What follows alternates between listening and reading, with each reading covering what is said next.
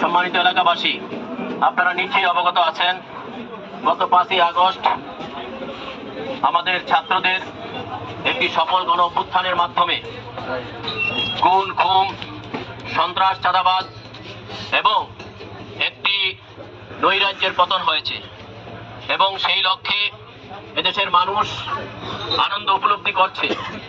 কিন্তু এটাও আমাদেরকে খেয়াল রাখতে হবে, এই আনন্দ উপভোগ করতে গিয়ে সাধারণ মানুষের যেন কোনো প্রকার হয়রানির শিকার না হতে হয়। আমরা চাই আপনারা যারা এখানে আছেন, আমাদের সবচেয়ে বড় একটা শক্তি রয়েছে, সেটা হলো আমাদের সমাজের একটা বন্ধন আমাদের আছে। সমাজের বন্ধনটা হলো আমাদের সবচেয়ে বড় শক্তি।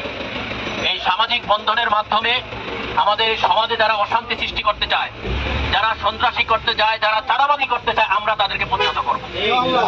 কারণ আজকে বাংলাদেশে নির্বাচিত কোনো সরকার ক্ষমতায় নেই। অন্তর্বর্তীকালীন একটি সরকার, নির্দিষ্ট সময়ের জন্য তারা এসেছে। রাষ্ট্র কাঠামোতে অনেক তারা পরিবর্তন আনবে। এদিকেও আমাদের স্মরণ রাখতে হবে, খেয়াল রাখতে হবে। আমাদের স্বাধীনতা, সার্বভৌমত্ব, আমাদের ইসলাম ও বৌদ্ধ বিশ্বাসের বিরুদ্ধে যদি তারা কোনো অবস্থান নেয়, পীর সাহেব চরমনার নেতৃত্বে তাও আমরা প্রতিহত করব। আমরা এই বাংলাদেশে আর রক্ত দিতে চাই না। এই বাংলাদেশে আমাদের সন্তানদের আর আমরা জীবন দিতে চাই না। আমরা চাই বাংলাদেশটাকে সুন্দরভাবে সাজাতে।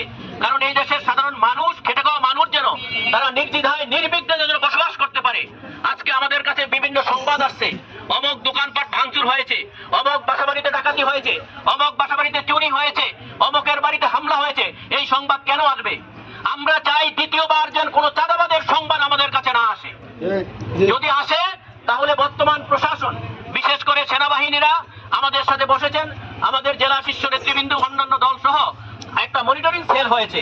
তবে আরেকটি কথা স্মরণ রাখতে হবে, আজকে বিভিন্ন জায়গায় মাইকে এলান হয়, কিন্তু ভিত্তিহীনও কিছু তথ্য আমাদের কাছে আছে। কিন্তু দেখা যায় অমুকের কাছে শুনেছে, সেও আবার ফোন করেছে যে ভাই আমাদের বাড়ির আশেপাশে মনে হয় ডাকাত আসছে, অথচ এটার কোনো নির্ভরযোগ্য কোনো তথ্য নেই। নির্ভরযোগ্য তথ্য নিয়ে যদি আপনারা আমাদেরকে ফোন দেন, আমাদের স্বেচ্ছাসেবক টিম, আমরা আজকেও সেনা সদস্যদের সাথে কথা বলেছি, থানার কার্যক্রম শুরু হয়েছে, পুলিশের সাথে আমরা কথা বলেছি।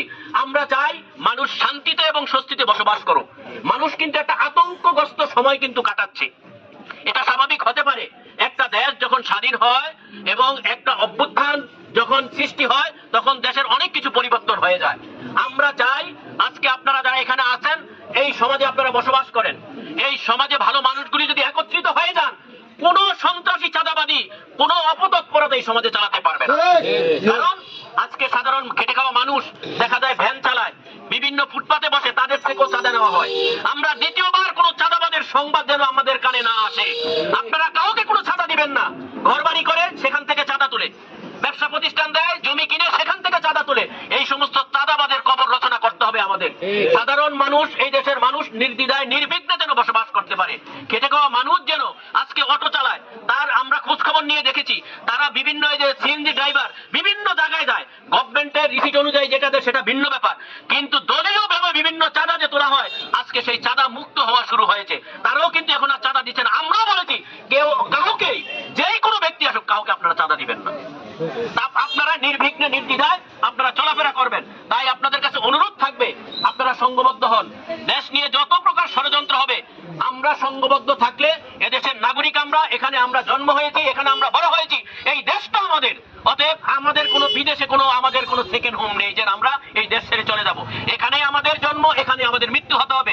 তাই এই দেশটাকে আর আমরা এইভাবে বিশ্বের মুখে আর কলঙ্কিত করতে চাই না। দুঃখের বিষয় হলো, বাংলাদেশের বয়স 53 বছর পার হলেও স্বাধীনতার বয়স আজকে বাংলাদেশকে নতুন ভাবে আবার সাজাতে হচ্ছে। এর কারণ কি? আজকে যারা দুর্নীতিবাজ, চোর, ডাকাতরা ক্ষমতায় বসে থেকে বাংলাদেশের সকল সাংবিধানিক প্রতিষ্ঠান ধ্বংস করে দিয়েছে। বাংলাদেশের মানুষের গ্রাম যারা অর্থ বিদেশে পাচার করে দিয়েছে, প্রায় 11 লক্ষ কোটি টাকা বিদেশে পাচার করেছে, বাংলাদেশকে ফকির বানিয়ে দিয়েছে। আজকে সাধারণ মানুষ, আজকে তরকারি কিনতে যান কত টাকা দাম, আজকে চাল ডাল কিনতে যান কত টাকা দাম। এদিনের এত তো দাম হওয়ার কথা ছিল না, স্বাভাবিক জীবনযাপন করার কথা ছিল। কিন্তু আজকে আপনাদেরকে ঐক্যবদ্ধ হতে হবে একটি সুন্দর বাংলাদেশ গঠন করার ক্ষেত্রে। আপনারা আমাদেরকে সহযোগিতা করবেন, ইনশাল্লাহ আপনাদের সহযোগিতা নিয়ে আমরা একটি সুন্দর বাংলাদেশ গঠন করার ব্যাপারে বর্তমান অন্তর্বর্তীকালীন সরকারকেও আমরা পরামর্শ দিব।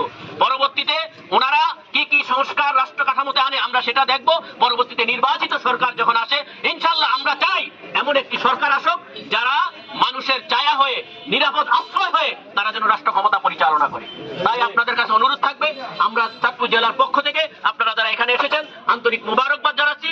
আপনারা শান্তিতে এবং স্বস্তিতে বসবাস করেন, নিরাপদে বসবাস করেন, সাহস নিয়ে বসবাস করেন, কোনো সমস্যা নেই। আল্লাহ পাক আপনাদেরকে আমাদেরকে দিনের জন্য আল্লাহ কবুল করুন। ওয়া মা আলাইনা ইল্লাল বালাগ। আসসালামু আলাইকুম ওয়া রাহমাতুল্লাহ।